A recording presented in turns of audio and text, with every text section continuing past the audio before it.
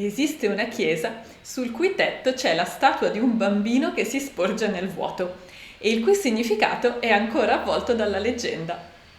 Si tratta della Chiesa Nera di Brașov in Romania. Costruita in stile gotico, nel 1689 fu parzialmente distrutta da un gigantesco incendio che ne annerì le pareti e da quel momento prese il nome di Chiesa Nera. E non si sa se questo incendio fosse doloso o accidentale, e qualcuno dice che fu scatenato dalle forze maligne che colpirono il campanile della chiesa. Ma la parte forse più peculiare di questa chiesa è la presenza della statua di un bambino sul suo tetto. Il bambino si trova sulla sommità di uno dei contrafforti, aggrappato alla muratura, e, in posizione quasi prona, si sporge e guarda nel vuoto.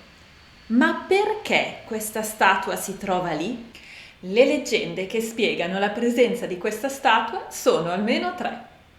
La prima racconta che all'epoca della costruzione un bambino disturbasse i muratori, a tal punto che uno di questi muratori un giorno gettò il bambino giù dal campanile e poi, per nascondere il crimine, murò il piccolo corpo in una delle pareti della chiesa. Ma in suo ricordo venne costruita la statua del bimbo che guarda di sotto.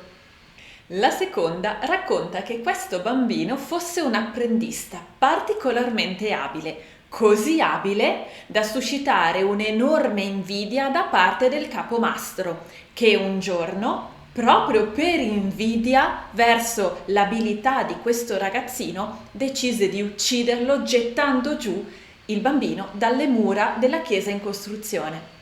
Ma una volta ucciso il bambino, il capomastro venne a sapere che questo apprendista lo ammirava tantissimo e allora, mosso dal rimorso e dal senso di colpa, decise di costruire quella statua in onore e in ricordo del piccolo apprendista. E la terza racconta che questo bambino fosse il figlio di uno degli artigiani che lavoravano alla chiesa. E un giorno il bimbo cadde accidentalmente da una delle mura in costruzione e morì.